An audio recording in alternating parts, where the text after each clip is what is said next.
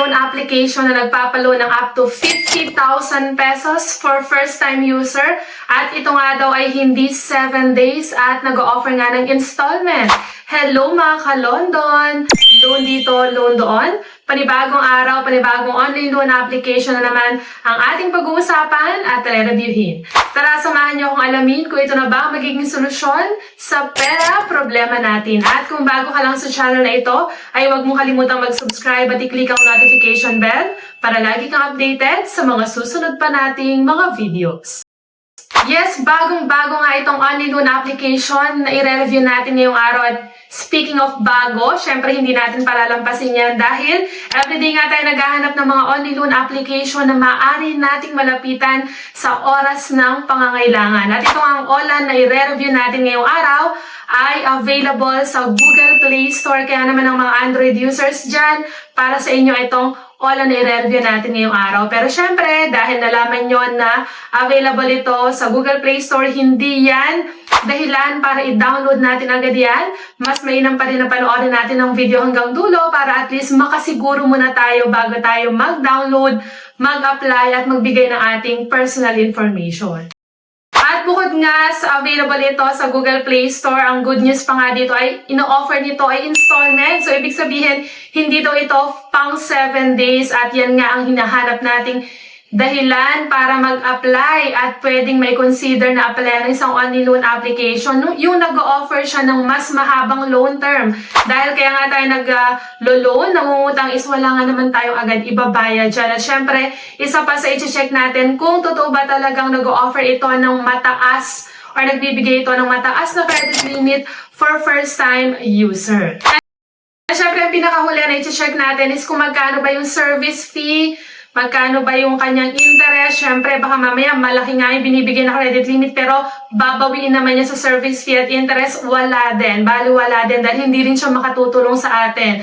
Bagkus makatutulong ito para mas lalo tayong malugmok at hindi na makabayad sa mga online loan application na inuutangan natin. And yung mga Android users nga dyan, dahil nga nalaman nyo na available to sa Google Play Store, I'm excited na kayong mag-check kung ito ba ay maganda talagang ino-offer. Pero syempre, bago yan, kung madalas kang ang hindi ma-approve or ma-decline sa mga ina-applyan mong online loan application, ako dito sa ating channel ay namimigay tayo ng instant GCash giveaway sa maswerteng mapipili. Ano nga lang bang dapat mong gawin? I-like lang ating video at huwag kalimutang mag-comment sa comment section para sa chance ang manalo. Ganyan lang kasimple, meron ka ng instant GCash giveaway. At syempre, kung ako lang nga ang tatanungin ay lahat kayo ay gusto kong bigyan ng GCash giveaway or instant cash. Pero syempre, limited lang ating budget para dyan. Ano pang hinihintay mo? I-like na ang ating video at mag-comment agad sa comment section. And then nga, balikan agad natin itong bagong online loan application na i-review nga natin. Ito ay walang iba kundi si Pesomate Online Cash Loan. Ito ay under ng Tanay Indians Lending and Credit Corporation.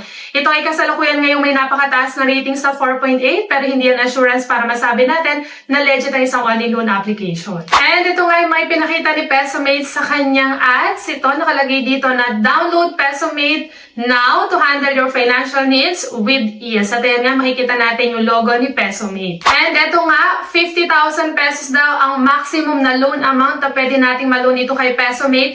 At meron siyang 121 days na loan term. Pero syempre, check muna natin yan. Huwag muna tayo masyadong umasa dyan sa 121 days na yan. Check na lang natin dahil sabi naman niya dito is installment daw yung offer niya. So kung gaano kahaba ba yung installment na sinasabi niya. And then dito meron siyang 0.05% per day na daily interest.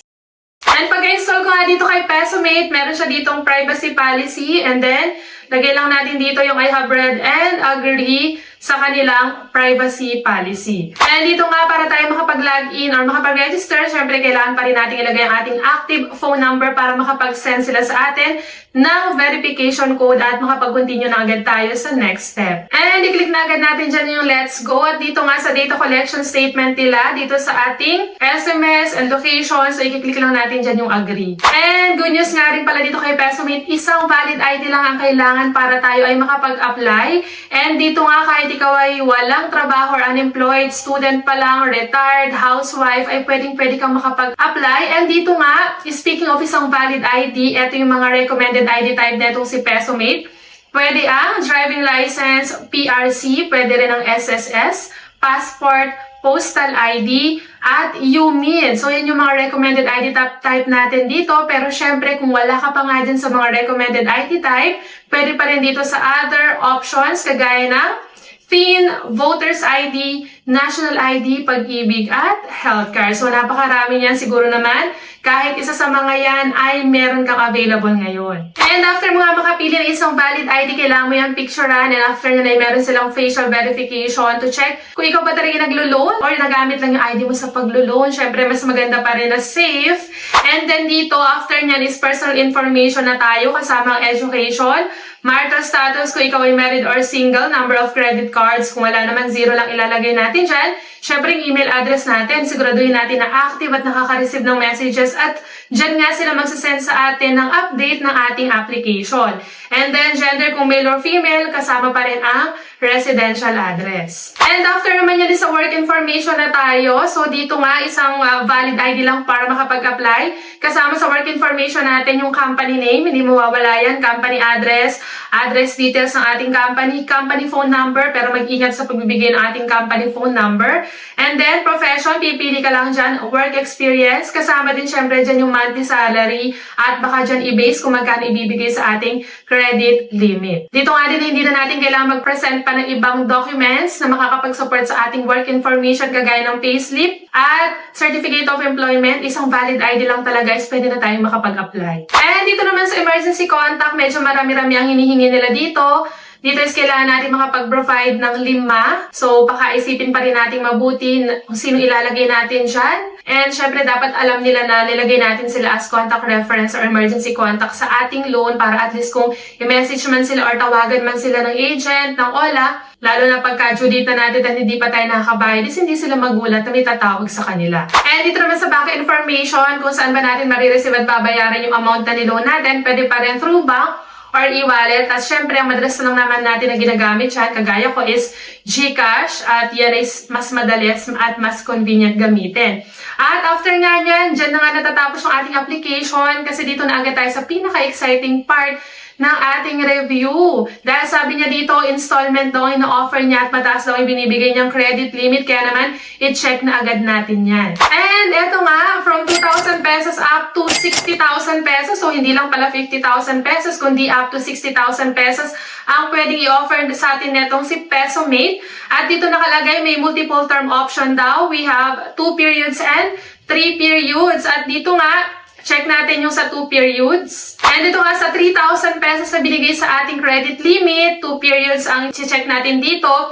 So itong 2 periods na to is 7 days lang. So sa loob ng 7 days, after 7 days is kailangan na nating magbayad ng 2,995 pesos at meron pa siyang interest na 420 pesos. At sa pangalawang schedule, 5 pesos na lang at wala nang interest na babayaran. At ito nga, makikita natin, meron pa siyang upfront service fee na 750 pesos. So, i-compute natin yan.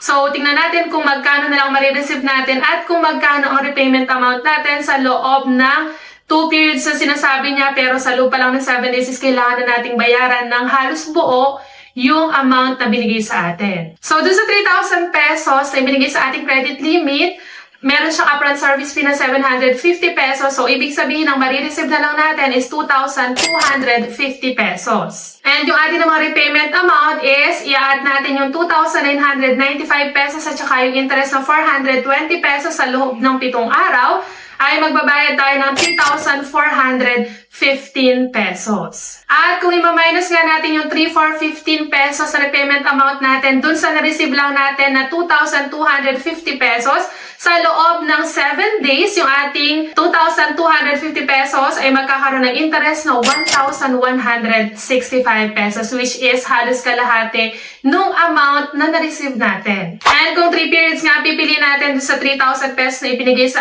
atin, for 14 days natin babayaran to. Every 7 days is magbabayad tayo ng 1,498 pesos na principal amount at interest ng 420. And ganun din ang babayaran natin sa susunod na linggo. And ito nga sa 3 periods, meron po siyang upfront service fee na 600 pesos, meaning ang marireceive lang natin is 2,400 pesos dun sa 3,000 pesos. And kung i-add naman natin yung dalawa nating babayaran na 1,918, ang total nun is 3,836 pesos. So yung 3,836 pesos na repayment amount natin within 2 weeks, i-minus natin yung 2,400 lang na na-receive natin.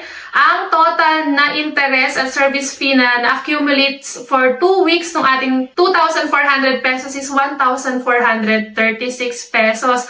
Ayan nga po, napakalaki. Pero syempre, kung gusto mo pa rin itry etong si Pesomate, nasa sayo ng desisyon kung itutuloy mo pa rin ang pag-apply. Ang purpose lang ng ating review ay bigyan ka syempre ng idea kung magkano ang credit limit, magkano ang interest, and syempre yung kanyang loan term. At dito na nga lang muna natatapos ang ating review ngayong araw. Hanggang sa muli mga ka-London! Bye-bye!